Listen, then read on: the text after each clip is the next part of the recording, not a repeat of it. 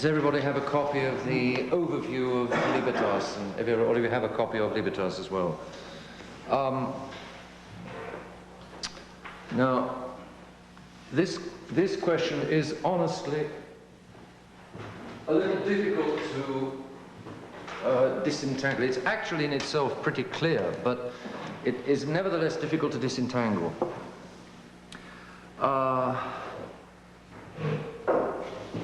There are basically, again, there's a Catholic view of liberty, and there's a Masonic view of liberty. The Masonic view of liberty is definitely Thomas Jefferson, and the general American view of liberty is liberal, Jeffersonian, and it isn't Catholic. It's a view which is not so much thought, because the moment you stop and think, you can see that it's wrong. But it's a view that's felt. I feel that liberty is wonderful, it's an ideal, and anybody who puts up any constraint upon me is limiting me and limiting my humanity and cutting me down as a man, and I need to be free. That's a feeling, really. It's not an argument, it's a feeling. And it's centered on man. If man is an end in himself, then, you know, then it's right that he should be able to do anything he wants. But if man has an end outside of himself, then what he should and shouldn't do depends upon that end. If I do something which is going to wreck my reaching that end, I better not do it. I better not be free to do it. I better be free only for those things that are going to help me to get that end. So the two views of liberty, the Masonic view of liberty and the Catholic view of liberty, once more come back down to, is man the end of himself, the purpose, the goal, the end of himself? In that case, you have one view of liberty. Or is God the end of man? And in that case, you have another view of liberty. So the question of liberty, you are only going to sort out if you sort out, firstly, whether man is his own end. If you believe that man is his own end, there's no way that you're going to buy the Catholic view of liberty. If man is his own end, there's no limit at all upon what you should be able to do. On the other hand, if God is man's end, if man has an end outside himself, if he's in this life only in order to go to God, then the liberty that man has is aiming at God. In that case, the liberty should be free to do everything that will take him to God, but should not be free for anything that will take him away from God. Let's take an example. See if I can do it with a comparison. We'll come to this in a few moments. But let's take a 747. One of those that just crashed last night. A 747. Here's the 747. Big plane. Wings, nose, tail, and so on. I'm not really an artist, is that a fish? I'm not really an artist. That's a 747. Now, you look at a 747 and you say to yourself, is the 747 an end in itself? Or is its end flying across the Atlantic? Is its end flying? If it's an end in itself, does it ever need to take off? If it's an end in itself, does it ever need to take off?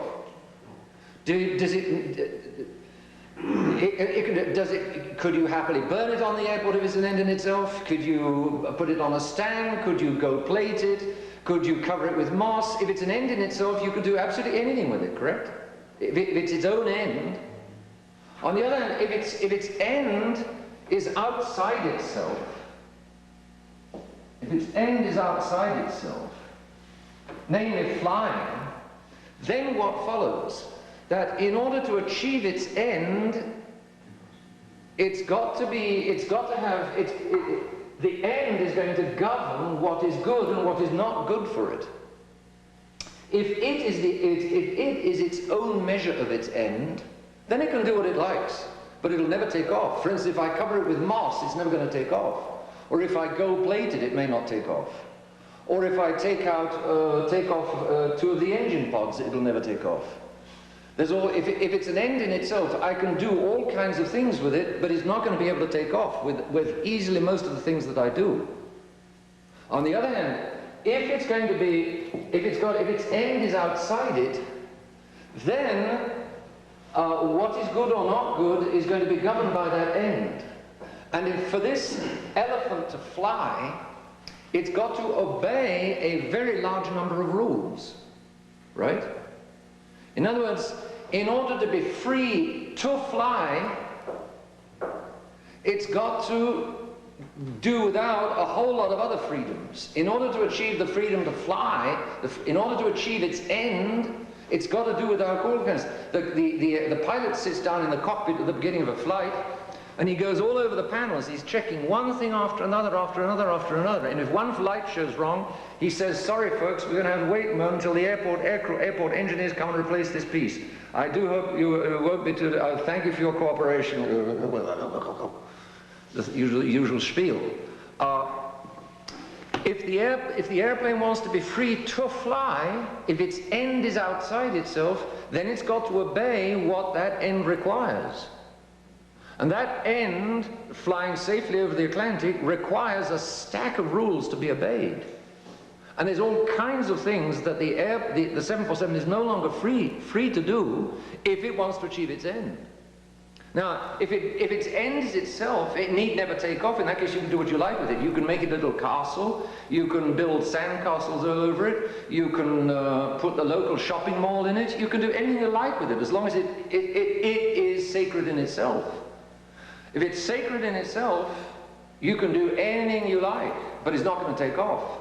But if its end is to take off, then there's not anything you can do with it. You've got a very, very strict parameters within which to work. So, the liberty to fly means a great deal of constraint. And if you insist upon liberty for the 747 in itself, it's not going to have liberty to fly. So is the 747 to fly or not? If it is, it's going to be very, very strictly controlled in order to fly. If it isn't to fly, you can do what you like with it. You can go and take some aluminum pieces off and put them on the garden shed. You can drape lead all over the tail. You can give the whole plane a lead coating to keep it from blowing away. There's 1,000 things you can do with it. So the whole question, the question of what is liberty for the 747 is determined by, is the 747 an end in itself, or is the 747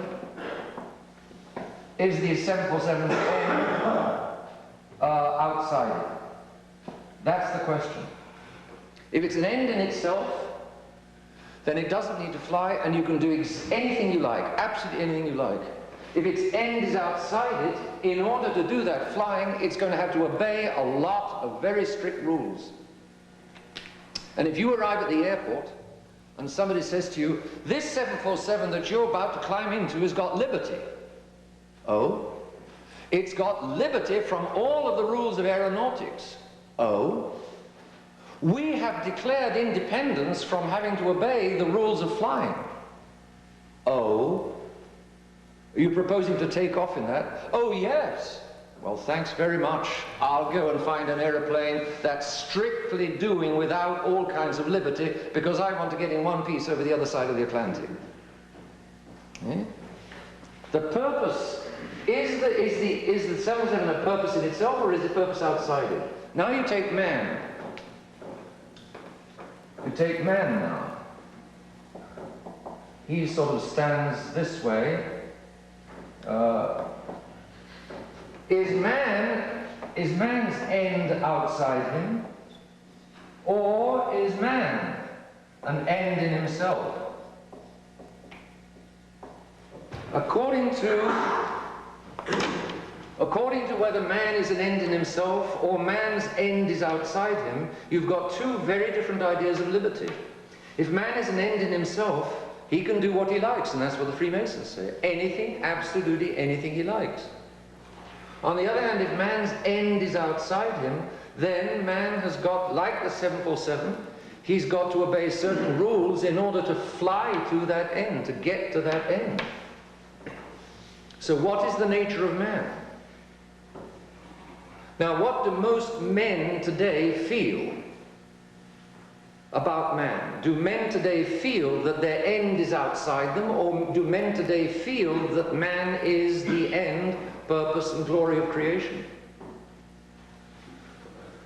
Stephen? Himself. Yes. And that's why you get the modern view of liberty. See, Thomas Jefferson arrives 200 years after Protestantism. And Protestantism has been fighting Catholicism.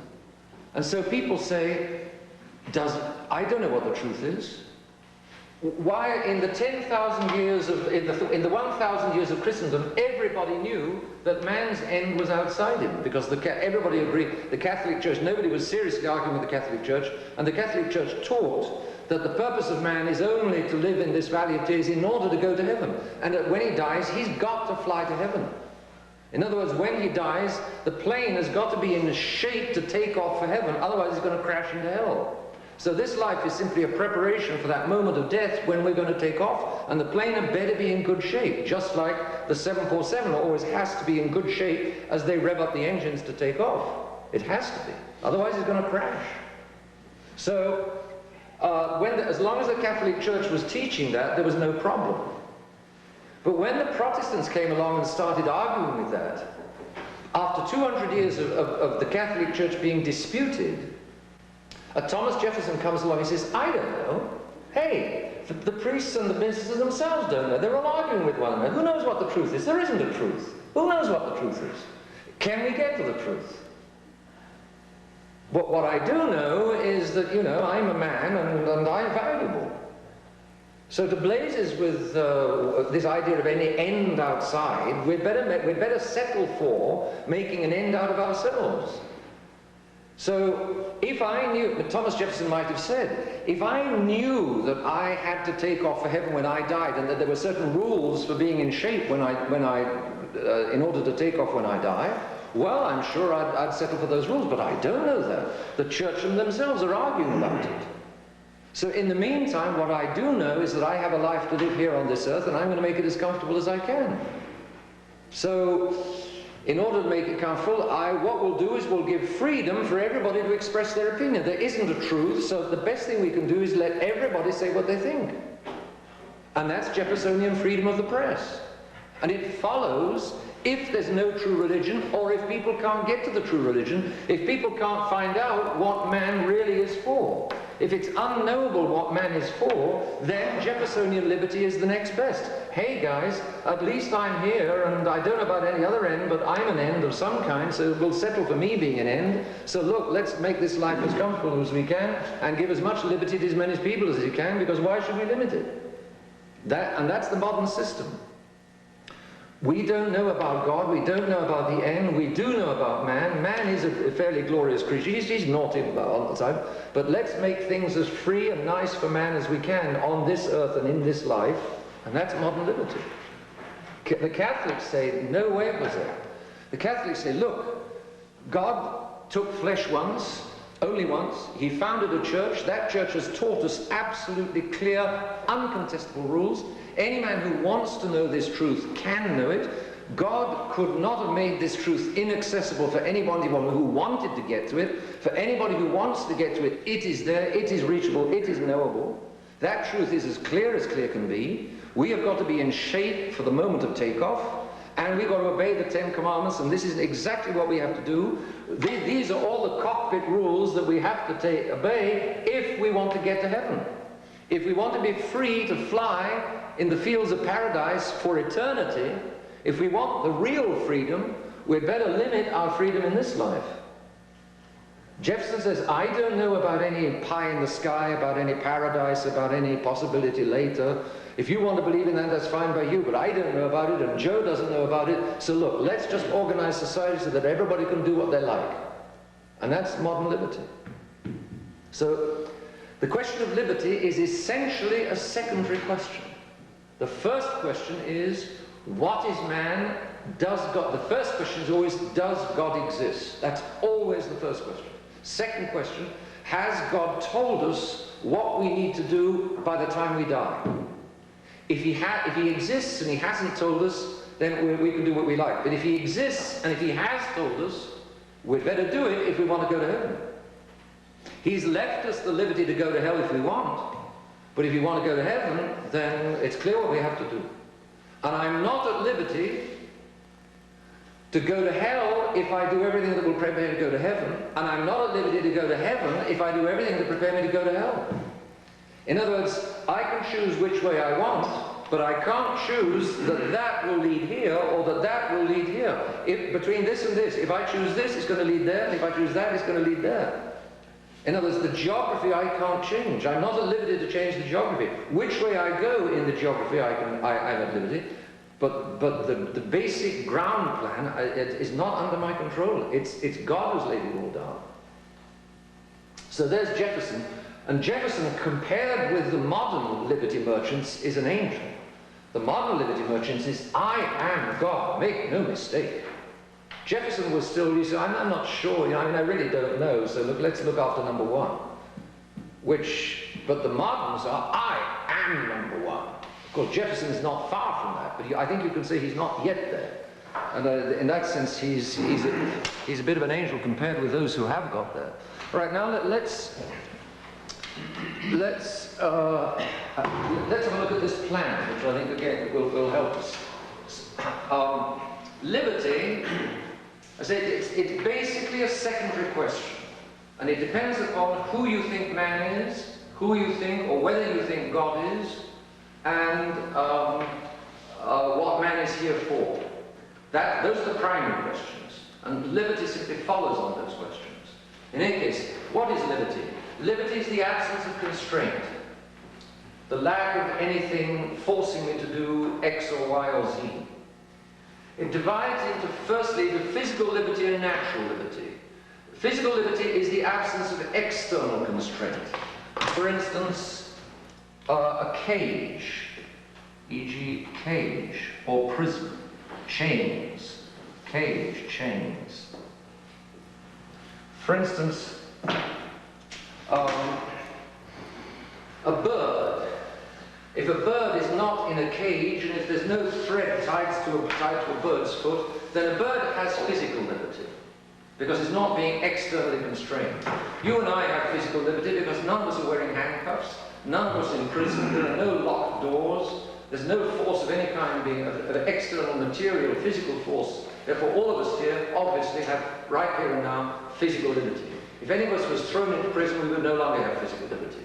If any of us was put in handcuffs, we would no longer have physical liberty. So physical liberty is a very simple affair. It's not difficult to understand. Right. It's different from natural liberty, which is the absence of internal constraint. For instance, instincts. And natural liberty is the same thing as free will. Now, the bird, if it's not in a cage, has got physical liberty. But no bird has got free will, because no bird is free from internal constraint. Every bird, like every other animal, is constrained by its instincts. Every bird is limited and controlled by its instincts. Every dog is limited and controlled by its instincts. Every horse is limited and controlled by its instincts. The horse, if it's out in the meadow and is free, or if out on the plain, it's got physical liberty. But it hasn't got natural liberty, because the horse will always do exactly what its instincts tell it. You see a dog coming up to the edge of a cold stream, and on the other side there's a plate of red meat. You can see the dog coming up and then going back. Coming up because of the red meat, going back because of the cold water. The two instincts are fighting one another. Do you think the dog has free will to choose between which of those instincts will prevail? No, it doesn't. The instincts fight one another, but that's not free will. Because in the end, whichever instinct is stronger, the coldness of the water or the lusciousness of the red meat, one of those instincts will prevail over the other, and either the dog will swim across the water and get the meat, or it will walk away. But it's just a battle of instincts. It's not free will. Because the dog is controlled by its instincts, and the instincts simply fight one another until one prevails. But a human being who's not drunk and who's not asleep and who's reached the age of reason, he has got free will. He's got a faculty which can override his instincts and determine which way the instincts go, whether to go with this instinct or whether to go with that instinct. The human being who's got reason is not constrained internally. If he's not constrained externally, he may not be constrained internally either. And it's implanted in man's nature. It's in man's nature. Man is a rational animal, therefore it's in man's nature to have free will. It's in the birds and the animals' nature not to have free will. It's in man's nature, because he has reason, to have free will. The Freemasons absolutely confuse that. Because the Freemasons want us all to believe that we're animals, or we're no better and no different from animals, because if we're no better and no different from animals, we will behave like animals. If we will behave like animals, then they could herd us all over the place like animals, which is what they want. The sheep of the Antichrist, that's what they want. So the Masons blur this all the time, and you keep seeing television programs about how the animals are just like human beings. For instance, we're shown a picture of an aquarium in Florida, and somebody in a white coat, a scientist in a white coat with big spectacles, comes on and says, "Folks, today we're going to listen to a conversation between Mr. Dolphin and Mrs. Dolphin. We've got tremendous listening equipment, and they've got computers all over the place, and dials and buzzes and flashing lights, and the cameras on all of this, and it all looks very, very serious. And so, okay, now folks, we're going to listen." Do you know, that was Mr. Dolphin talking to Mrs. Dolphin, and Mr. Dolphin was saying, "Good morning." That was Mrs. Dolphin talking to Mr. Dolphin, and Mrs. Dolphin saying, "Get lost." You get television programs on this level. They are the levels. There is no way that the dolphins can talk like human beings or indulge in the exchange of reason between. There's nothing of the kind. Of course, animals make noises to one another, expressing their instincts, but that's totally different from the conversation between two human beings with reason. Totally different. But the Freemasons and the television are constantly pretending that there's no real difference. And they take the most reasonable looking behavior of animals in order to try to prove that the animals have got reason, or that they take the most beastly behavior of human beings in order to prove that human beings haven't got reason. In any case, the Freemasons do everything to try to knock out that line, to knock out the difference between living beings that are internally constrained and living beings that are not internally constrained. But so this is physical liberty and this is free will, and the two things are quite different. It's common sense that they're quite different. The bird out in the fields has got physical liberty, it hasn't got free will. The bird in the cage has got no physical liberty and it's got no free will. The human being in a cage has still got free will, but he's lost his physical liberty. The human being out in the fields has got both free will and physical liberty. So you can find something which has got this and not that and not this, neither that nor this, both that and this. The two liberties are quite clearly very different. Okay, so the absence of internal constraint, for instance by instinct. Sometimes men's instincts can get very, very strong. In France, they've got, if a man kills his wife, there is a defense of, I forget what they call it, crime passionnel, I think. The instinct was just too strong, and therefore the guilt is diminished if he murders his wife, you know. But if he did it out of just a wild passion, because as the passion gets absolutely wild, so the reason is diminished. Catholic theology considers that.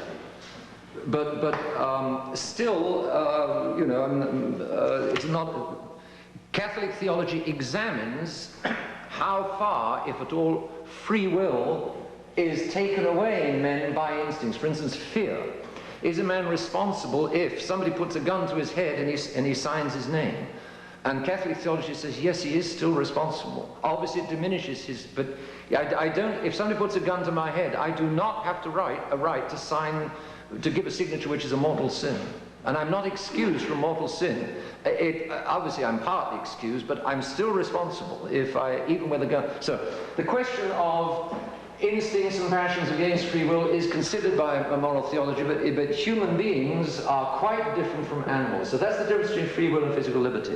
Now, so that's the difference between 1 and 2. We want now natural liberty is like the Boeing 747 doing whatever it wants. Let's say you can cover it with moss, you can give it a coating of lead, you can strip the aluminum, you can make it into a shopping mall. Natural liberty means man's faculty to use his free will for anything he wants, absolutely anything he wants. That's natural liberty is wide open. It's just the faculty of free will. But now natural liberty divides. Natural liberty, the birds don't get into questions of morality because they've got no reason. The only creatures that get into questions of morality are creatures that have got reason. Therefore, the question of when I've got reason, which is free will, which goes with free will, or which free will goes with, when I've got a being that has reason, we're stepping into the domain of morality. I can make a good use of my free will, or I can make an evil use of my free will. If I make a good use of my free will, that's what we call moral liberty. If I make a bad use of my free will, that is what we might call immoral liberty or license. If I choose sin, then that's license or licentiousness. If I choose anything virtuous, that's moral liberty. Now, for man to go to his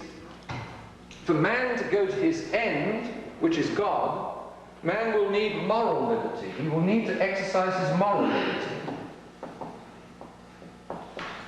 If man has an end outside himself, if that end is God, and if God requires that I do what is morally good in order to reach him, then a man has got moral liberty. That man must use his moral liberty to do what's good and to attain his end. And if he has an end and refuses to do what's good, he will be punished for it. On the other hand, if man is an end in himself, then which liberty counts? If man is an end in himself, is there any difference between moral liberty and license? If man is his own end? David? No, there's no difference. There's no difference. Because there's no end, there's nobody out here telling me what's good or evil. I can do whatever I like. So the liberty of the man who's an end in himself is natural liberty. There's no difference between, if you suppress God, who as the end of man, who distinguishes between good and evil, and who tells me to do good and not to do evil, if you suppress all of that, then this just gets wiped out. There's no difference here. The difference between moral liberty and license is the difference between good and evil. If the difference between good and evil is wiped out, then all that you've got left is natural liberty. So, if the Freemasons deny the existence of God, or deny the importance of God, if they deny that there's a difference between good and evil, then the only liberty that's left is natural liberty, and I can do what I like. I have natural liberty and I can use it how I like. On the other hand, if man has an end outside himself, if he must do what is good in order to achieve that end, then he must make the right use of his natural liberty, which means he must confine his choices to moral liberty. He can choose between one good thing and another. He can choose between all of the good things, but he can't choose between what's evil, because that will take him away from God, and that means that he will crash. He will crash when it comes to taking off from the airport. Let us have a look now at Leo XIII. Because the word liberty has got these three meanings: physical liberty, natural liberty, and moral liberty. And you need to be clearly distinguished between the three. The grandeur of liberty. Liberty, man's highest natural gift. What do you think that is? Which liberty do you think that is? Tony? Right. Free will, exactly. Free will, man's highest natural gift, is assisted by the Redeemer. Assisted by the Redeemer in order to become moral liberty, right? The Redeemer helps us make the right use of our natural liberty in order that we use it in a moral liberty, choosing only what's good. Natural liberty, man's highest natural gift, is assisted by the Redeemer and is cherished by the Church. The Church defends free will. Why does the Church do? Who attacks free will? Calvin, right. The Protestants are liable to deny that free will exists. Who else denies that free will exists in modern times? Modern psychology. Yes, definitely. Modern psychology denies free will.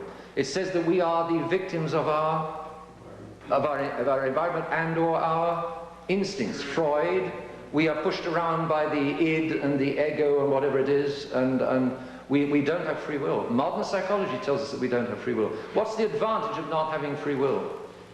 Accountability. Accountability. I don't have to answer to anybody for what I do. If I don't have free will, I can go down to the bar every night and enjoy myself. It's society's fault. It's society's fault, that's right. So people like not having free will, which is why every now and again you get somebody who tells us that we don't have free will, but we do. So the Church, on the other hand, defends free will against the liars that say we don't have it. So free will is assisted by the Redeemer and it's cherished by the Church. But vitiated or false modern notions of liberty require from us a special encyclical. In what does the essential modern error about liberty consist? After all that I've said, in what does the essential, Doctor? That there's no difference between good and evil. That there's no God, that there's no end outside man, and that there's no good and evil laid down. There's nothing outside of man which is the measure of his actions and which imposes upon him to do what's good and not to do what's evil. That's what is the heart of the modern idea of liberty. Man is his own God. Man is his own measure of what's right and wrong. That's what people think today. And if the people decide that abortion is okay, and if the people makes a law, if we the people make a law that abortion is okay, hey, then abortion is okay. Right. All right. Notice then, 3 to 13, he lays out true liberty. 15 to 35, he lays out false liberty. Now,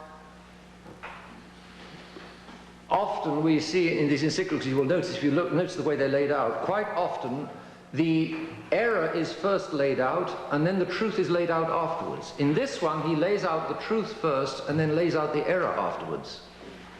Why does anybody think he lays out the truth first this time? Probably because you have to establish it, to understand it like you just did. It's a difficult question. There's much confusion, and so he lays out the truth before going into the errors. That's surely why he has to lay out that it's so confusing. It's so confusing. And Vatican II put out a document which is swimming in that confusion, called Dignitatis Humanae, on religious liberty. And it's the same basic confusion. If man is God or God is God, that's the basic question. And people today think that man is God, and so Vatican II said, in order to adapt to the modern mentality, the Church must adapt the man is God view of liberty. The Church must take over and make her own the man is God idea of liberty. In other words, natural liberty is the same thing as moral liberty. Moral liberty and license just disappear into natural liberty, and man has a right to do anything he likes. It's insane, but that really is what the Vatican II ultimately teaches. Right, now, you can see 3-4, he goes into natural liberty, and then 5 to 13, he goes into moral liberty, and that's exactly this distinction: natural liberty, moral liberty. And first the 3-4, natural, or it's sometimes called psychological liberty. That's another name for it, but it's exactly the same thing. Meaning free will, which is the base of all liberties. Because if man doesn't have this faculty, then there's no way in which he can use or apply whatever. There's no, without, this is the fundamental faculty, without which there's no other possibility of any freedom of choice on the part of men. Therefore, he's saying this is the fundamental, the base of all liberties is based on man's rational nature. It's because man has reason that he has free will. That's a very interesting question. But to listen to the Masons, free will is the glory and characteristic of men. To listen to the Catholics, reason is the glory and characteristic of men. And from reason follows free will. I wish we had time to go into it, because it is a very interesting question, because it already puts a lot of ideas straight, to realize that liberty is not the be-all and end-all of man. Liberty is simply a spin-off from man's having reason. It's creatures of reason that all have liberty. No creature can have liberty unless it has reason. Every creature that has reason has liberty. Liberty is secondary once more. What's primary is reason. But of course, why do the Freemasons say that liberty, why do the Freemasons put liberty above reason? Because if man has reason, you might immediately think, well, in that case, man ought to do what is reasonable. Exactly, you see. The moment you start talking about things being reasonable or unreasonable, you're immediately suggesting that there's something outside of man controlling him. And the Masons don't want that. I am king. Man is king. Therefore, they don't start from reason. They start from liberty. I am liberty. And that is their basic principle, and everything else they make follow from that, because they want to make man into God. So, and modern men feel that they are God. And so the poor old Catholic Church, the churchmen of Vatican II, facing modern man, who feels that he's God, instead of saying, hey, you guys, you got it completely wrong, go jump in the lake. Instead of telling modern man where to get off, the modern church said, oh, modern man, you're wonderful, so we'll all now too adopt the idea that man is God and that liberty is the basis of everything. And the first two words of that document are dignitatis humanae, of human dignity. See? And if you start out from human dignity, well then of course man is going to be the measure of everything. But if you start out from divine dignitatis, of divine dignity, then God is going to be the measure. In that case, man is going to have to make the right use of his liberty. Man is going to have somebody outside him telling him what he has to do, and man will have to obey. Oh, the Masons don't want that. So, 4. Free will is based on man's rational nature, and not reason based on liberty, but liberty is based on reason. The immortal soul's natural liberty, or free will, the Church has defended against all comers. So there we are. Natural liberty is that faculty of free will built into every reasonable nature, built therefore into man's nature, which is the basis of all other liberties, and without which any other liberty is inconceivable. So that's like the raw material. That is this material, raw material of liberty, just glorious, or is it glorious and dangerous? Is this faculty of free will for man, such as we Catholics know man to be, is it glorious, just glorious, or is it glorious and dangerous? David? For the Masons, what is it? Just glorious, that's it. You're getting the idea. For the Masons, this faculty is just glorious because man can use it how he likes. But for the Catholics, this faculty is glorious, but it's also dangerous. Because this life is full of tears and it's also full of dangers, and many men go to hell. They make the wrong use of the faculty, and therefore they finish up in hell. There are many, many temptations. The world, the flesh, and the devil push us to make the wrong use of this glorious faculty. And if we make the wrong use of the glorious faculty, then we get a glorious punishment, which lasts for eternity, down below. All right, now let's look at moral liberty. But it is bright and all that. It's all, yeah, no central heating bills down there. That's true.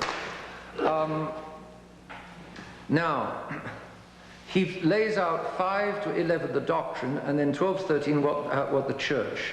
What he's going to teach about moral liberty is quite simple. Basically what he's going to say is that, he's going to say, man has an end. In order to achieve that end, he's got to obey certain rules, just like the 747, in order to be able to fly across the Atlantic, has got to obey certain rules. And in fact, the liberty to fly requires rules. So man has an end. The liberty to achieve that end requires rules. If you want to fly a 747, you've got to take care of avoiding a whole lot of things. For instance, hammerhead clouds. You know those? The hammerhead clouds are very dangerous apparently because there's a powerful upcurrent. It can throw planes all over the place. So if you want to fly safely, you've got to avoid hammerhead clouds. There's all kinds of rules that you have to obey. Rules of aeronautics, rules of weather. That's simply what he's saying here. Man, in fact, has to cross the Atlantic. Man has a maker, man has a creator who's created him for heaven. He has an end outside himself. To achieve that end, he's got to obey certain rules. Therefore, in order to be free to achieve that end, for his real liberty, he needs rules. It sounds funny to say that liberty needs rules, but what it means is that moral liberty is the purpose of natural liberty.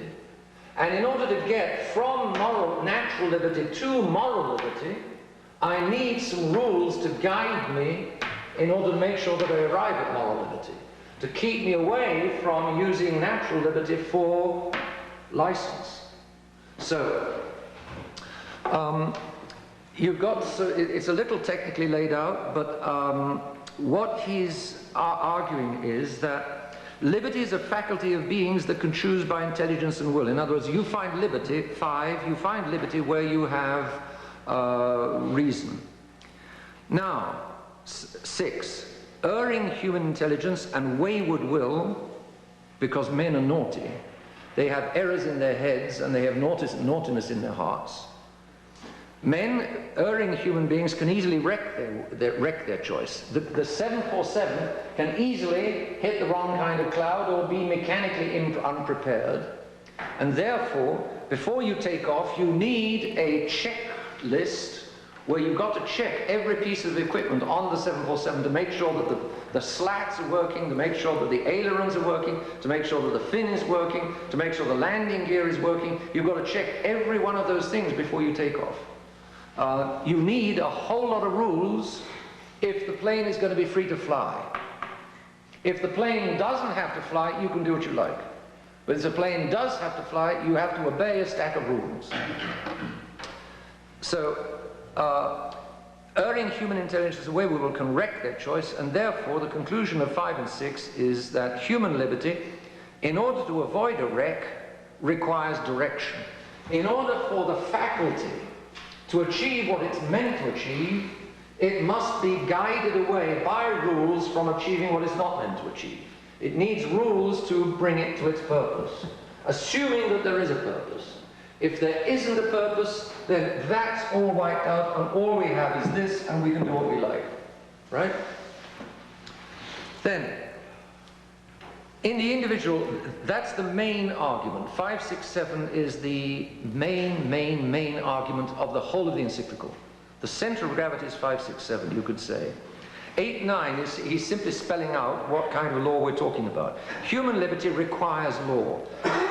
This wide open faculty needs guide rails to make sure that it gets to its end. Otherwise, it's going to make a wreck. So we all of us need rules to get us to our end. We need the 10 Commandments, notably. If we obey the 10 Commandments, we will go to heaven. If we don't obey the 10 Commandments, we will go to hell. So we need those 10 Commandments. We need rules to make sure that we achieve the purpose of our glorious but dangerous faculty. Otherwise, the dangerous faculty risks hitting the danger and blowing up. Right. In the individual, there's natural law, which is the implant of God's eternal law, which is held by God's grace. That's in the individual. In society, there is human law, which is enacting or supporting God's eternal law. So, therefore, true human liberty lies in conforming with God's eternal law. So, what he's saying there is 5, 6, 7. The natural faculty requires law in order to fly across the Atlantic, get to heaven. 8, 9, that law is in any case, whether it's individual or social, in any case it's God's law. The conclusion then is natural liberty, in order to achieve its purpose, requires God's law. Now you go to Thomas Jefferson and tell him liberty requires the law of God. Imagine, what do you think Thomas Jefferson would have said? He would have blown a raspberry. You telling me that my liberty requires law from God? I am the judge of God's law. If I think that the 10 Commandments are going to make me happy, fine. I will choose to obey God's law. That's Jefferson. But if I think that the 10 Commandments are not going to make me happy, I'm not going to choose them. And I have a right. That's Jefferson. And Jefferson is ultimately, man is God and not God is God. That's the bottom line. So, in the individual, if we're talking about law in the individual, it's an implant of God's law. If we're talking about law in society, it's the human law which is enacting or supporting God's natural law, and therefore, in any case, 10, true human liberty. True human liberty. The liberty to fly across the Atlantic requires rules. Man's true liberty is not the liberty to sit on the airport and get covered with lead or moss. Man's true liberty is the liberty to get to heaven. That liberty to get to heaven requires laws, and it requires God's law. And therefore you arrive at this strange-looking conclusion that liberty needs law. So, because God's authority, 11, the authority of God perfects and guides human liberty to the good which is its perfection. In other words, again, law, God's law, guides the glorious but dangerous faculty to achieve its purpose. The cockpit rules guide the 747 to fly over the Atlantic. The cockpit checklist enables the 747 to fly. The law of God enables man to fly to heaven. Otherwise he's going to crash into hell. Then briefly about the church. The church is the defender of liberty, 12, and the church is the protector of the people. The Masons, through the 19th century, were terrible. They were liars. They lie, they lie, they lie. They are the Freemasons are the father of this world of lies that we've got today. Of course, the real father is Satan, but the Masons are the instruments of Satan to make this world of lies which we've got all around us today. The Masons lie, and through the 19th century, they lied that the church is against liberty. The church is against saying that natural liberty is the final liberty, yes, but the church is for the faculty of liberty because that is the basis of moral liberty, which is the means for man to get to heaven, which is his purpose and his eternal happiness. Therefore, the church is not against natural liberty, but the church is against making natural liberty into the only liberty. That's what the church is against. But the Masons say the church is against natural liberty. The church is against liberty. We defend liberty, the church is against liberty. See? And poor dumb modern men, you see, the moment you say liberty, most modern men, you know, it's like saying democracy. Ah! Liberty. Ah! Fascism. Ooh! Yeah. People today don't think, they just have push-button minds. You push the right buttons and they all get gooey and feel good. You push the wrong buttons and they all start hissing and spitting. That's the way modern minds work.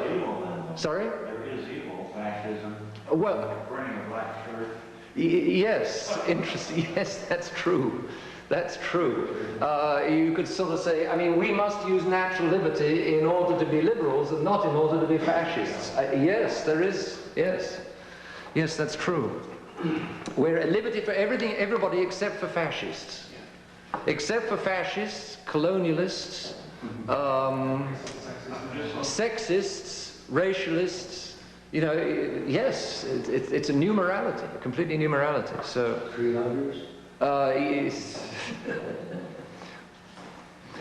God's authority perfects and guides human liberty to the good which is the perfection of human liberty. That good, the landing in Europe is the perfection of the 747. Arriving at heaven is the perfection of all of man's faculties, of man's nature. So the law of God will help us to fulfill our nature. You try telling a Freemason that the law of God will help us to fulfill our nature. For a Freemason, the law of God is exactly the opposite of what helps us to fulfill our nature. For the Freemason, what we need in order to fulfill our nature is complete and perfect natural liberty. That's what they say. So, the Catholic Church has always been the incomparable defender of the right understanding of liberty. Because by tying authority to God, she ennobles true obedience and effectually bars tyranny. Notice that paragraph 13. By tying authority to God, by, for instance, the anointing of kings, when the Catholic Church ties authority to God, saying that all authority comes from God, what that naturally means is the people must obey. Therefore, she ennobles true obedience and she effectually bars tyranny. But if the king is tied to God, then the king has got to behave himself, as well as the people obeying. But by making authority a divine thing and not just a human thing, the church stops the king from oppressing the people and stops the people from revolting against the king. And if the king behaves himself, the people won't want to revolt. And if the people behave themselves, the king won't need to be cruel. So in a Catholic society, you get harmony from top to bottom because everybody is lined up on God. But if you take away God, then men do what they like. And if the aristocrats forget God, the middle class will get rid of them. And if the middle class put God back, the people will respect the middle class. But if the middle class don't put God back, if the middle class simply take all the privileges in order to enjoy themselves like fat cats, then the socialists will rise up against the middle class. And if the socialists then behave like idiots and barbarians, the Unabomber will rise up against the socialists and will send them bombs through the mail in order to destroy the socialists. It's completely logical from top to bottom. So, but the Catholic Church, by tying authority to God, by tying Henry VIII to the church, it was Henry VIII's fault if he broke away. It wasn't the Catholic Church's fault. By tying Henry VIII to God, the Catholic Church would have protected and gone on protecting England. But the moment Henry VIII broke away from God, then it was simply a matter of time before his people turned on the king. And in 1649, the English cut off the head of their king, Charles I. And that was inevitable from the moment that Henry VIII broke away from God. When Henry VIII broke away from God, either the English people turned back to God, or eventually they cut his head off. And that happened in 1649. So, by tying authority to God, the Catholic, read paragraph 13, read all of it. The Catholic Church ennobles true obedience, because I'm no longer just obeying a man. If obedience is if authority is from God, then by obeying authority, I'm not just obeying a man, I'm obeying the power that is from God. And so obedience becomes something much nobler than just obeying another man. Americans tend to think of obedience, this is Jefferson again, they will tend to think, why should I obey another man? Answer, if he's only another man, you've got a very good question. But if he is the carrier of the authority of God, then you must obey that man, because He is the carrier of the authority of God. That's why. So, she ennobles true obedience, and she effectually bars tyranny. The Catholic Church doesn't just tell the people to pay, pray, and shut up. The Catholic Church also tells the priests and the bishops to behave. And what does the Catholic Church do, or what does the Lord God do if the priests and bishops and popes don't behave? The Lord God abandons them, and then what? Then where are those bishops when the Lord God abandons them? They're nowhere. That's just like the official churchmen today. They lose the people's respect, they lose everything. They're losing their churches, they're losing the buildings, they're losing money, they're losing the pedophilia suits. I mean, they're losing it all. So God has his own ways of controlling the churchmen if the churchmen misbehave. But if the churchmen would turn back to God and obey God, everything would drop back into place, and the Catholics would immediately start obeying their churchmen again and listening to their churchmen. I always quote the example of the 1984 election here in the United States, when there was a member of the female sex, I won't even call her a woman, running as vice president of the Democrats. I won't think of naming the name of this creature. Starts with an F. I won't think of naming the name of this creature. A lot of you remember. Cardinal O'Connor made one little statement. He said, I don't see how anybody can vote for somebody who's supported abortion. Wrong! All of the media, all over the country, absolutely up. The whole thing is like putting a match to a blaze. There's a blaze, because one cardinal, one Catholic churchman had for one moment expressed the truth. Immediately it had a tremendous effect. If only the churchmen would tell the truth, they would immediately be listened to again. If they talk nonsense, they lose it. If they told the truth, they would get back all of their prestige and authority and power. It's as simple as that. So, notice 13, the Catholic Church is not an enemy of liberty. The Catholic Church is a friend of authority, but she's not an enemy of liberty. She's the friend of true liberty, of rightly used liberty. The Catholic Church absolutely defends the right use of liberty. The Catholic Church is against the wrong use of natural liberty. But the Catholic Church is not against natural liberty. The Catholic Church is all for natural liberty being rightly used and turned into moral liberty. But the Masons say that she's against natural liberty. The Masons lie, as usual. Well, take, as usual, an hour of time of your own, and then we will continue at 11.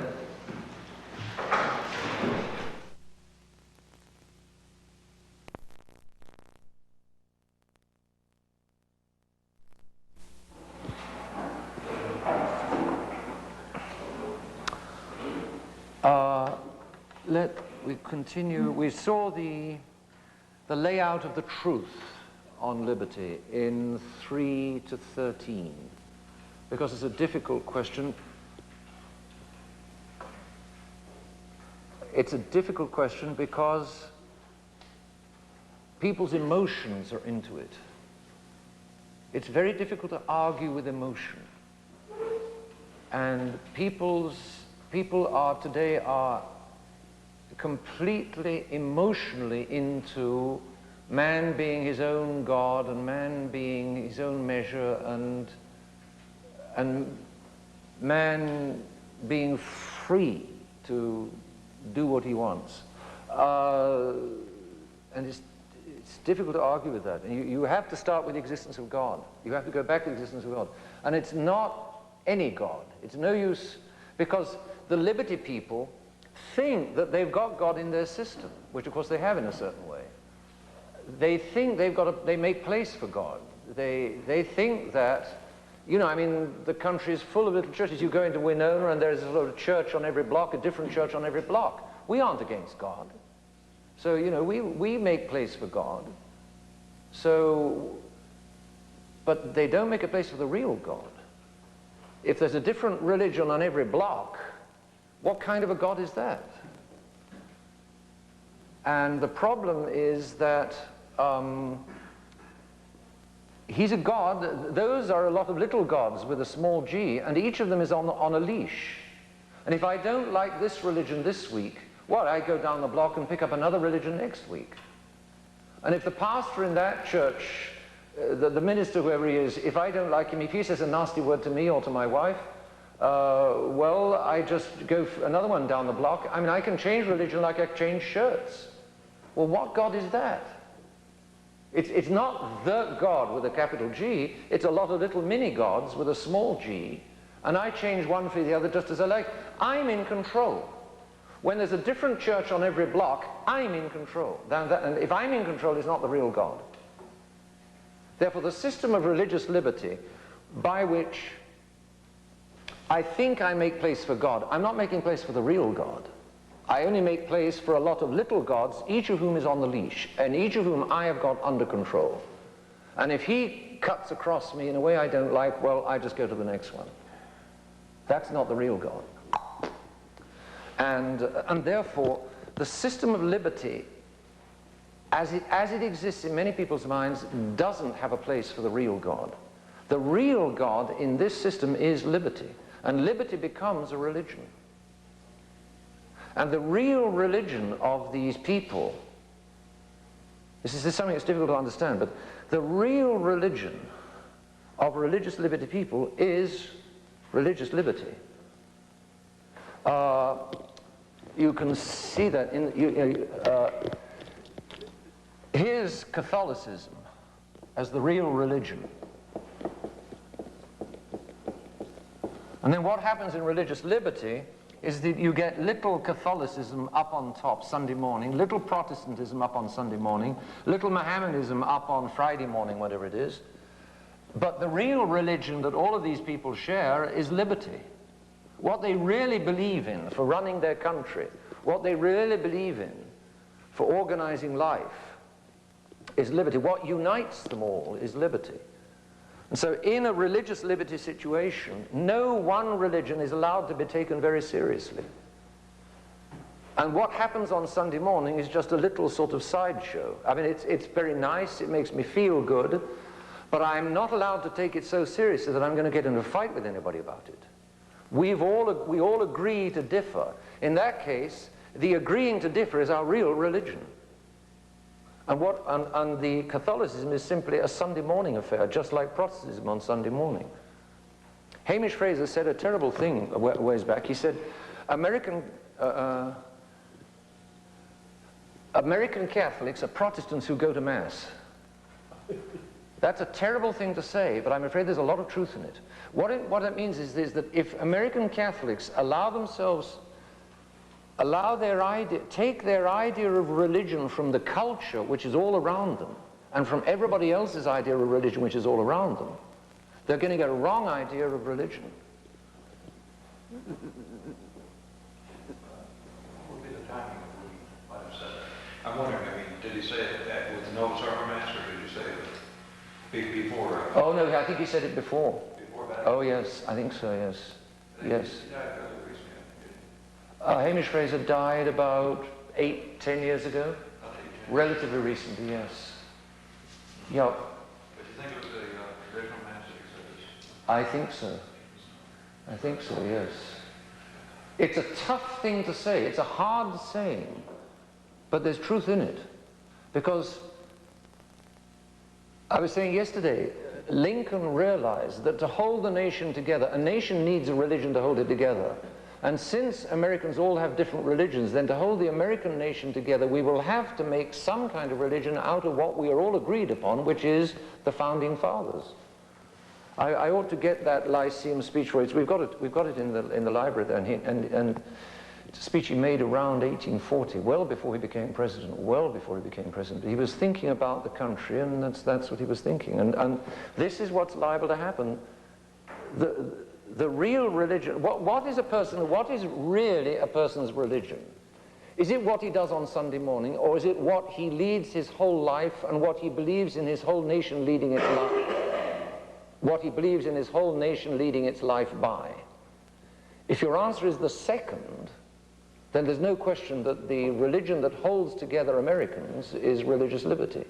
And unfortunately, it's the religion that takes over from many American Catholics. They don't understand just what demands Catholicism makes. Instead of slotting America into their Catholicism, they slot their Catholicism into America. And that's a very different ballgame. And that's what the Birches do. That's what the Birches are liable to do, for instance. So, what Vatican II is doing, what Vatican II did with that document is to slot the church into modern man's idea of the dignity of man and liberty, the dignity and liberty of man. It's adapting the church to the world, adapting the church to this idea of liberty which everybody has, thanks to the Freemasons. That's the problem. And it's just not Catholicism. People think that if they go to what's called a Catholic church on Sunday morning, then they're Catholics. Or they think that if they go to the traditional Mass on Sunday morning, then they're Catholics. Not necessarily. And Ratzinger is an American Catholic in the sense that Cardinal Ratzinger is now saying to the traditional Catholics, look, you want your traditional Mass on Sunday morning? Fine. We'll give you an indult. And over in Europe, they're talking about a deal coming up. The Holy Father is going to visit France, and he's going to, there's rumors of his making an offer to the traditionalists. Look, we'll give you all the Mass you want on Sunday morning. But just so long as you've got the traditional Mass with small letters up on top of a basis of liberty, which will keep us all happy and united and swinging together. We're all mushing together in a nice live and let leave, agree to disagree situation. Well, a Catholic can't, he may in fact live in a let's all agree to differ, mushy together situation, but he can't accept it in principle.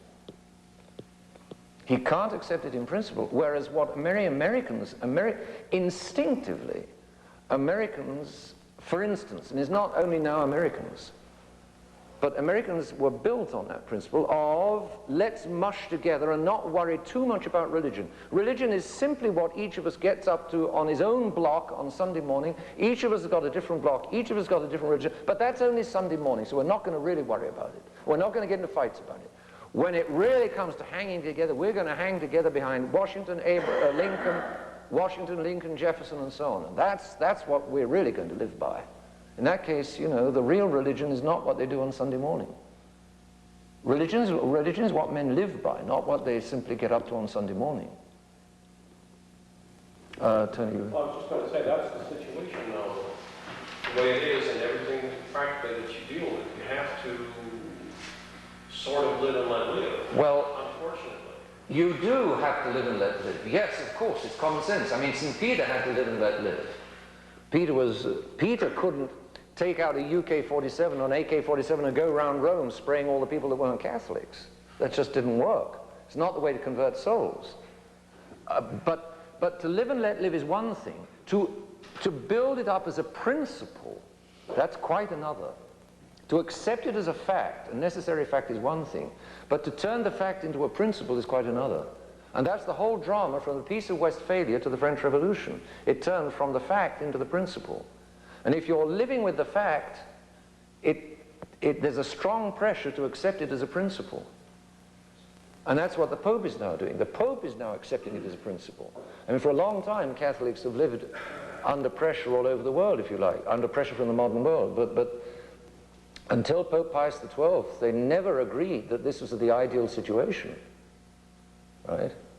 But a modern Pope would glorify the Peace of Westphalia. He'd say there's nothing wrong with that at all. But the Pope at the time said this is not good news, because it's a fact which is liable to slide into the principle. If you could keep it as a fact, but the environment works on us. He said the other day, the zeitgeist. Well, you have to constantly regard. Yes. To be drawn into. You have to constantly resist, and what you have to resist is this mentality that liberty is great, liberty is what life is about, liberty is the glory of man, liberty is the best basis on which to construct society. This is what so many people today think. It's a deep emotion, and to argue with that, to get to grips with that, It's very difficult. And so with Vatican II, the churchmen gave up fighting it, and they decided to join what they couldn't lick. They couldn't lick, they decided that they could no longer lick or even try to lick the modern world, so they decided to join it. So we're going to join in the mushy liberty world. Or it had been emotionally already so absorbing so much that they didn't even consciously concede something. They were already so... The churchmen were into it, yes. With the modern... Yes. That they couldn't distinguish anymore. Yes. And you have to really stop and think to realize just how much your emotions have slid and what your emotions are really putting forward. You have to stop and think, and then think why it's wrong. And but to argue, to try to argue with most people about liberty is like fighting fog. It's like taking a sword and trying to fight fog. I mean, you can, yes, and then you find the fog inside yourself too. Because they are the same ones who tolerate everything. We're all. It doesn't mean that, you know, when you get out of here, or when we immediately got to start punching Protestants on the nose. I mean, that's not. Can't do that.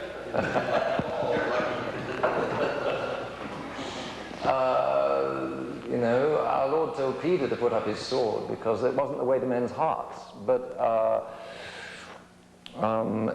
we have, you know, this question is so difficult because people are unconsciously so emotionally into liberty that they can't think straight. It's just an automatic thing. Just like, you know, either conservatives or liberals, when they're faced with the Unabomber's argument, they can't begin to handle it because they just automatically assume that modern technological society is wonderful. It's more wonderful than any society that's ever been before. How can you possibly question industrial technology? It's absurd. The man is just absurd. And that's the conservatives or the liberals will say that. Would it make sense to say to them, look, we cannot agree against ecumenical movements because that's impossible, but as long as you say you're Christians and we are Christians, let's define what the devil is and let's agree on a program to fight the devil. It's very difficult for Catholics to work with any other religion. Very difficult.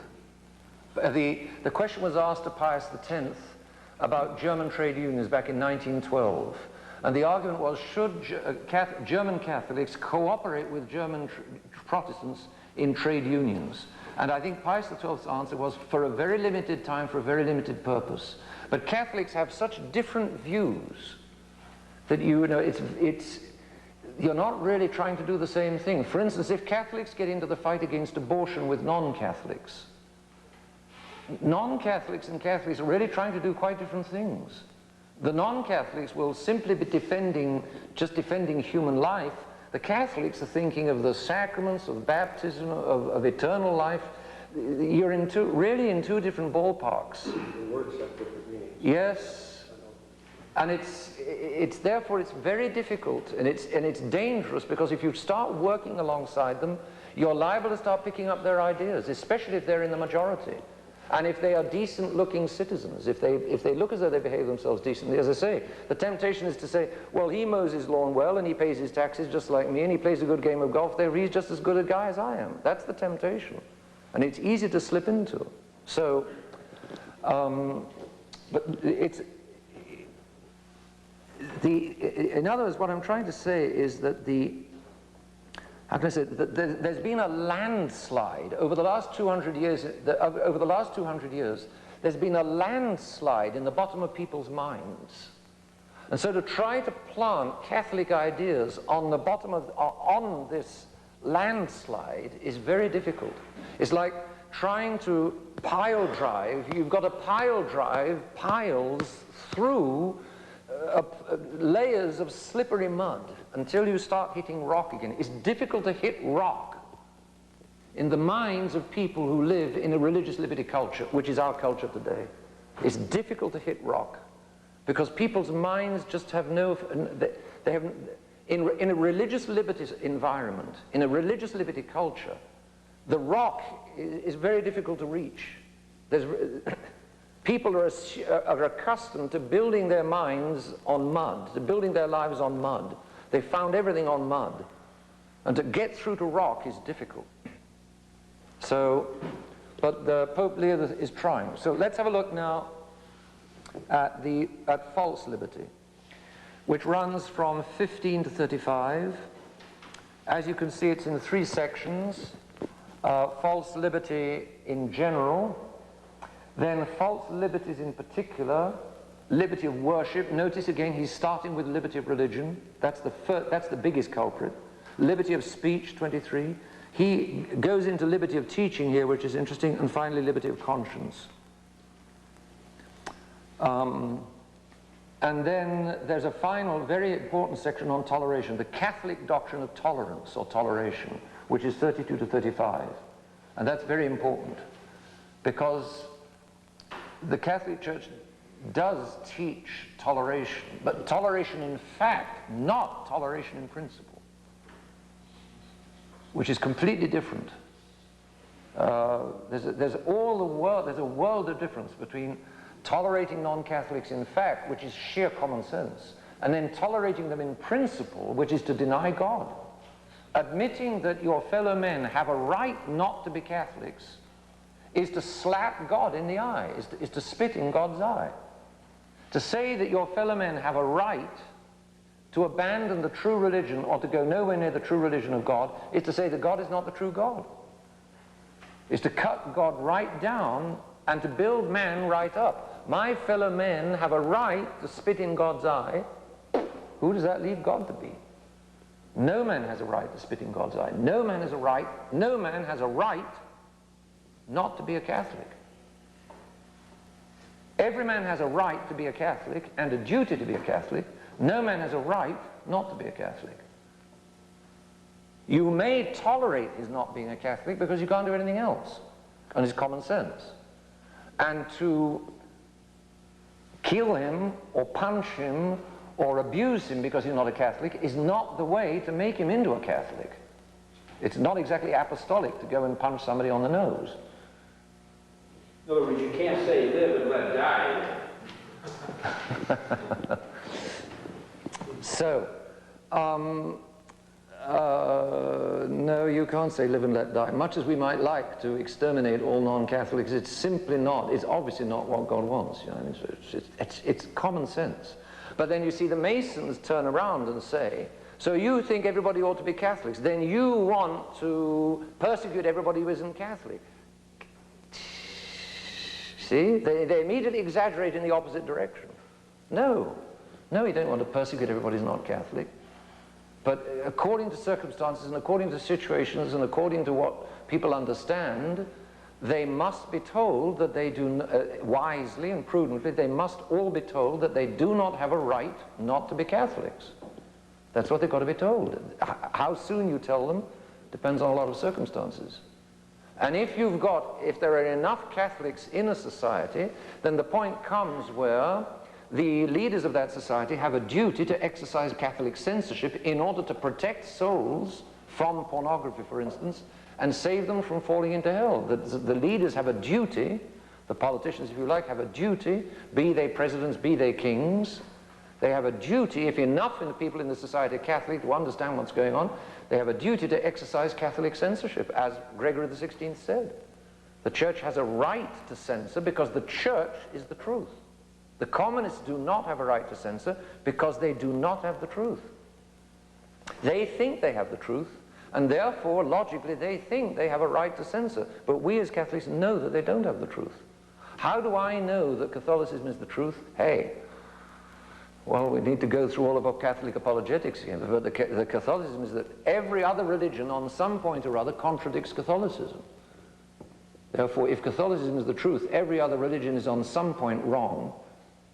And if the other religions are not wrong, well, then I must find the religion which is the complete truth. And in that case, I ought to go whichever religion was the complete truth. If you say that no religion is the complete truth, then I go back to Catholic apologetics and will prove that God exists, that Jesus Christ is God, and that he founded only one church. And that church is recognizable, and therefore all of us has a duty to belong to it. That's Catholic apologetics. And the Catholics have all the arguments. When it comes to arguing, the Catholics have the guns. The Protestants don't, the Mohammedans don't, the Jews don't, none of the others have, because the truth, the Catholic religion is the truth. That's what gives it the right to say everybody else ought to be Catholic, because it's the truth. And everybody else who isn't Catholic is into some lie. People have difficulty today understanding that. So, there is a Catholic doctrine of tolerance, we'll come to it. Catholic, the false liberty in general, 15, 16, 17, 18. 15, in capital letters, human reason is sovereign. In other words, reason rules. Man is God, if you like. Man answers and is subject to nobody. Man answers and is subject to nobody. In other words, 15, man is God. That's what that means. That's absolute radical rationalism. Rationalism is closely connected to liberalism. Liberalism is the exaggeration of liberty. Rationalism is the exaggeration of reason. Naturalism is the exaggeration of nature. And all three are connected, and all three ultimately mean man is God. As for the state, you apply that to the state. In that case, if man is God, then pleasure is morality, meaning anything I like to do, it's right to do. Whatever I take into my head to do is right. Pleasure is morality. My pleasure is what makes right and wrong. Right and wrong goes by what pleases me. Pleasure is morality. The majority makes the law. If most people, the law of a society will be set up by what most people in that society think, because man is God, and revolution is everywhere. The effect of this doctrine is that you've just got revolution, you spread revolution everywhere. Each of these sentences that you read here is obviously just a very short summary of a whole paragraph of the Pope's argument, and you must read the Pope's own argument. That's radical rationalism. Now that's pretty blatant. It's pretty crass. Therefore, what you often meet with is a more moderate version of it, which is more appealing because it's less extremist, if you like. It's less radical. Which is the more dangerous? The radical rationalism or the moderate rationalism? The moderate is the more dangerous, yes, because it looks more like the truth. So it's not less dangerous because it's more moderate. On the contrary, it can be more dangerous because it's more moderate. In any case, this is the moderate form, and this is very much the United States. To accept God's natural law, but to refuse his revealed law, is still to throw off God. And to subject the individual but to exempt the state from obeying God is likewise absurd. What's the Pope arguing here? See, the extreme position is that man is God and there is no law at all that applies to man. A less extreme position is, well, we accept the natural law. And this was the founding fathers, more or less. We accept the natural law. There is a natural law. We have certain inalienable rights given to us by our Creator. But we don't accept the Catholic law. The law of nature, yes. The law of the Catholic Church, no. And the Holy Father says that's unacceptable. Now, that's definitely more moderate. The extremist said, neither natural law, nor Catholic, nor no law at all. I am my own law. I will do as I like. That's what the extremist said. The moderate says, we accept natural law. It's just Catholic law that we don't want. Now, you remember what he said in the encyclical on Freemasonry. He said that if you undo the first stitch, all of the other stitches come undone. And if you accept natural law but reject Catholic law, eventually natural law comes undone. That's exactly what's happening in the American schools today. The American Civil Liberties Union fights all these lawsuits to stop God even being mentioned in the public schools. And that is actually logical. With the First Amendment, that's logical. There's logic on their side. If by the First Amendment you say the state will not recognize any one religion as a state. The state as a state will recognize no one religion, but will be open, will leave freedom for all. In that case, you're saying that the state doesn't worry about truth. If the state which is the embodiment of our collectivity, our collective intelligence and our collective will, doesn't worry about truth, why should any of us worry about truth? From the state, it will rub off onto every member of the state. Therefore, truth doesn't matter, religion doesn't matter, God doesn't matter. If God doesn't matter, it's a waste of time to teach him in the schools. And so from the 20th stitch back to the first stitch, if you refuse to acknowledge God in the state, or the true God in the state, if the state refuses to acknowledge the true God, it's simply a matter of time before the very name of God will be forbidden in the public schools. It's logical. And that's exactly what Leo XIII is saying here. To accept God's natural law but to refuse his revealed law is still to throw off God, because you're throwing out his Catholic Church. You're taking half of God and refusing the other half. You're taking the natural half, but you're refusing the Catholic half. God doesn't work by halves. And if you throw out half of him, you throw out the whole of him. You can't do that. Therefore, to try to build a state on the natural law while refusing the Catholic Church, to separate the state from the Catholic Church, but in principle, as a principle, is absurd, he says, and it's going to lead to disaster. To subject another form is to subject the individual, but to exempt the state from obeying God is likewise absurd. Let's have a look at 17 and 18, because they're very much the American compromise, the United States compromise. There are indeed some adherents of liberalism who do not subscribe to these opinions, which we have seen to be fearful in their enormity. That's the extremism. Paragraph 17. In the Grey edition, have you got some adherents of liberalism who do not subscribe to these opinions? Whereabouts was that in the Grey edition? 147. Page 147? Okay, well done. Openly opposed to the truth, the cause of mystery. Indeed, very many amongst the extremists, compelled by the force of truth, do not hesitate to admit that such extreme liberty, no God at all, is vicious. It's simple license, whenever intemperate in his claims to the neglect of truth and justice. And therefore, these moderates would have liberty ruled and directed by right reason and consequently subject to the eternal law and to the divine law. But here they think they may stop, holding that man as a free being is bound by no law of God except such as God makes known to us through our natural reason. In other words, we accept the natural law, but we refuse any revealed law or Catholic law. In this they are plainly inconsistent. So the Pope is arguing that the founding fathers, the American founding fathers, for instance, who attempted to take a stand on natural law while refusing Catholic law, were inconsistent. Here's how he argues it. For if, as these moderates must admit, and no one can rightly deny, if the will of the divine lawgiver, or God, is to be obeyed, because every man is under the power of God, and tends towards God as his end, it follows that no one can set limits to the authority of this law-giving God.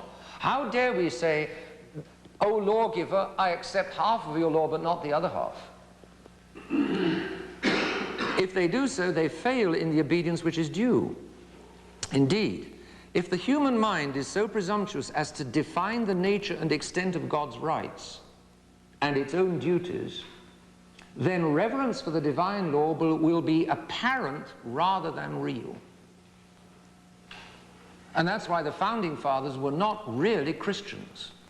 People say they were, but they weren't. Or they were completely inconsistent and illogical Christians. But they had essentially cut the ground from underneath God with their refusal of, with their separation of church and state. And with their First Amendment, they had kneecapped the Lord God. And they put a leash around his neck, and he had to do obediently what they told him to do. In other words, by the American Constitution, man is God, and no longer God is God. That's the Catholic understanding. Arbitrary judgment will prevail over the authority and providence of God.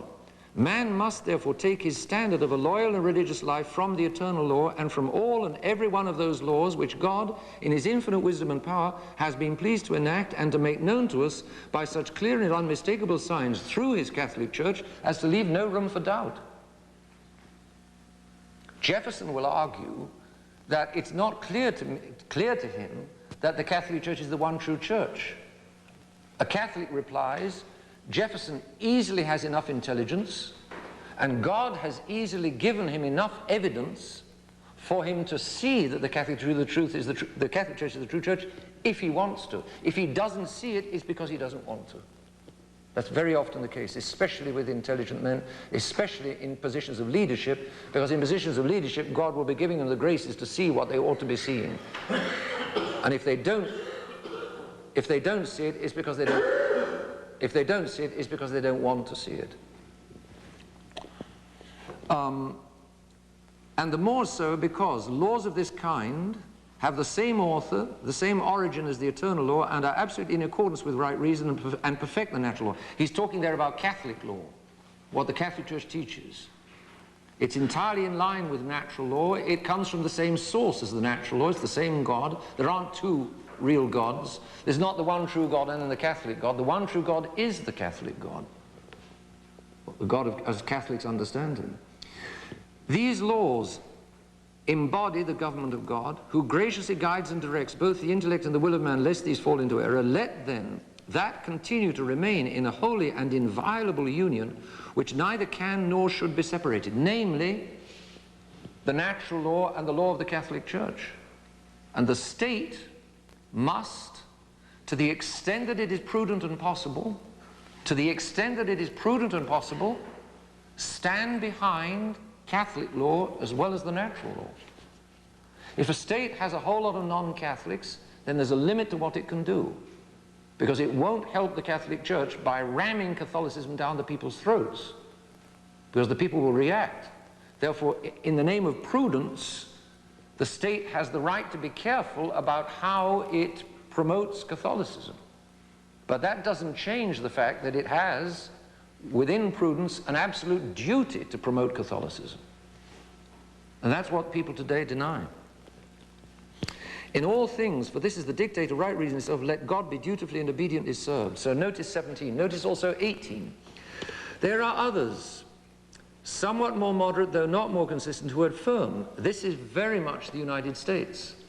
If you as an individual want to be a Catholic, fine, but the state is not going to be Catholic. We can't have a Catholic state. That's the position of many people. Well, the Pope says it won't fly.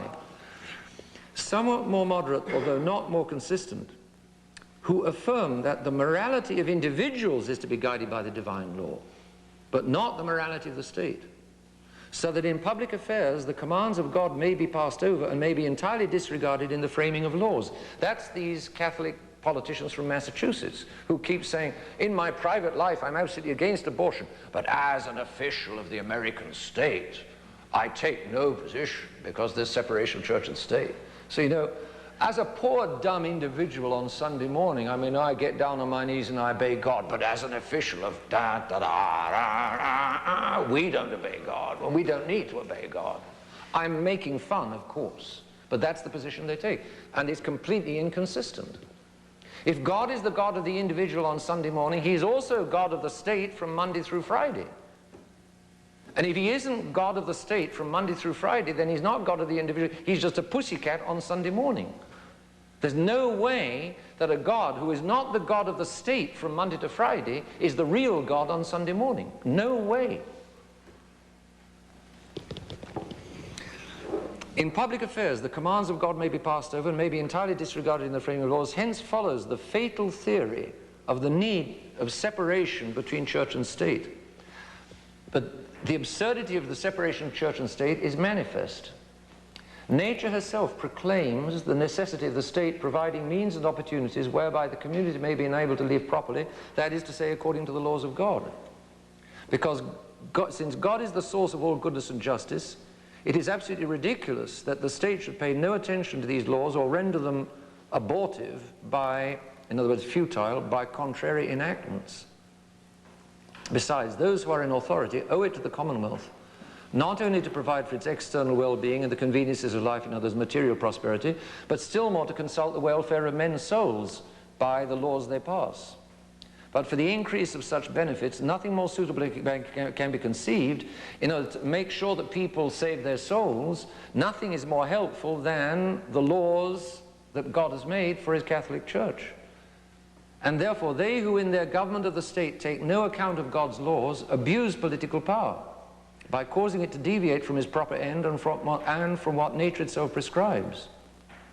And what is still more important, here's a third argument, and what we have more than once pointed out, although the civil authority has not the same proximate end as the spiritual, nor proceeds on the same lines, nevertheless, in the exercise of their separate powers, they must occasionally meet.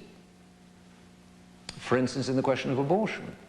It's a question of the state law and a question of God's law. For their subjects are the same, and not infrequently they deal with the same objects, and though in different ways. Whenever this occurs, since a state of conflict is absurd and manifestly repugnant to the wise ordering by God, there must necessarily exist some order or mode of procedure to remove the problems between the two and to guarantee harmony. The harmony between church and state has been suitably compared to the harmony between body and soul for the well-being of both. So the state, if the state disregards the law of God, even if the individuals observe the law of God, if the state disregards the law of God, it's going to be a disaster for the individuals. The individuals, like for instance, here's a good man and a good woman who want to marry and want to marry until death do them part. Fine. But if the state says that at any moment either can walk away with no problem, there's no fault divorce, then there's nothing that either of those two can do to defend their marriage against that thing by the state. I mean, when they get married, they love one another very dearly, and it lasts 3 months. And they don't dream of separating. But down the pike, who knows? But if the state makes laws, so the individuals may be very good individuals, they absolutely believe in indissoluble marriage, but if the state makes laws which make it absolutely easy for one or the other to walk away, there's nothing, the marriage is automatically fragile. With the best will in the world on the part of the two people involved, the marriage is automatically fragilized by the state laws. Therefore, if the individual observes God's law, that's not enough. The individual needs the backing of the state to help observe God's law. And if the state, by its wickedness, undermines the individual observing the law, it's going to be that much more difficult for the individuals to observe the law. Doctor? And the people who I see who have been divorced, or who I see go through divorces, some of them are known as sort of Catholics. Yes. They're in St. Mary's. And they have the same mentality as your Massachusetts politicians, though, as far as their Sunday morning, they know the divorce is wrong, but Monday through Friday, they got to go with their old lady and deal with that. Yes. And so it's the same mentality. Yes. And so they don't even want to hold their marriage together. Yes. And so the state doesn't prohibit it, it makes it that much easier. Yes. But the couples who are trying to hold their marriages together and who try to live their Catholic faith Sunday to Sunday, yes, all through the week, they have a better chance. And the couples who have the Catholic politicians mentality, they don't like it. Yes. Yeah. It's just two completely different ball games. And what the Holy Father is saying is here is that there's the half and half, no half and half romance will do. With me, it's all or nothing. With God, it's all or nothing. I must find the words of that little song and then sing it, because it's absolutely the law of God. With God, no half and half will do. So, you know, the extreme liberals kick God out completely. The moderate liberals only half kick out God, which looks better and is more dangerous. But half and half kicking out God is just as bad as kicking him out altogether. That's what the Pope is arguing, and of course he's right. With Catholicism, it's everything or nothing. And it's Satan who says, well, God will be, as long as you're just individuals, good guys, then it doesn't matter what the state gets up to. Or, you know, as long as you observe the natural law, then it doesn't matter so much about the Catholic law. You know, with God, it's all or nothing. So, notice 17 and 18. Because that moderate liberalism is very common today. You might say it's much more common than radical liberalism. Liberalism, rationalism, it's the same thing basically. Although, as I say, one is the exaggeration of liberty, the other is the exaggeration of reason. It's very common, and it enables people to mix God and the world. Well, you can't do it, you know. God doesn't allow of any mixture. So we move on to the false liberties in particular. And Gregory XVI, you may remember, said that all of these liberties are false, but he didn't go into it to argue. He simply said, this is a horror, this is a disaster, this is a catastrophe, this is a misery, but he didn't really argue it. Here, Leo XIII is arguing the case. In detail, when we go from the general picture of extreme liberalism and then moderate liberalism, or half and half liberalism, which is in fact just as bad and more dangerous than extreme liberalism, then we come to, in detail, liberty of worship, quote unquote, means that a man may profess any religion or no religion just as he likes. And that's what people understand liberty of worship to mean, or religious liberty to mean. But the truth of the matter, 20, is that all men must profess whatever religion the one true God has recognizably laid down. And you argue from miracles, you argue from the history of the church. A Catholic argues from all of the Catholic miracles and from the Catholic history of the church, the example of the Catholic saints, the example of the spreading, the incredible spreading of the Catholic religion all over the world. The Catholic argues that it is recognizable for anybody of goodwill, it's recognizable that the Catholic Church is the one true church. Today, the counter-argument is, but the state can't tell which is the true religion. It's not the state's business to tell which is the true religion. The state's business is just to lay down the drains and provide an air force. Is that a valid argument? David? No, it isn't. Why not? Well, I mean, the state is no more than a collection of the individuals. Exactly. The individuals are bound to recognize God, and the state must be. Exactly. Exactly. The state is no more than a bunch of individuals, or the collectivity of individuals, in particular the leaders.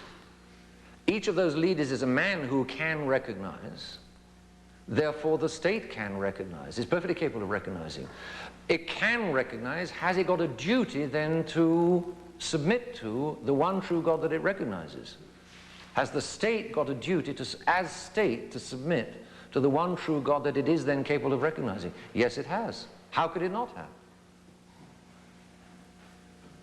It's important to see what the state is.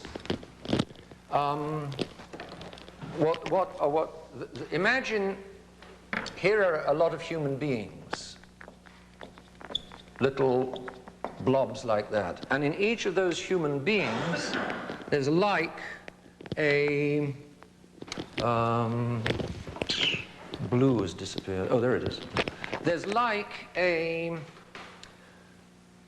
social dimension. It's important to realize what society is like, what society is.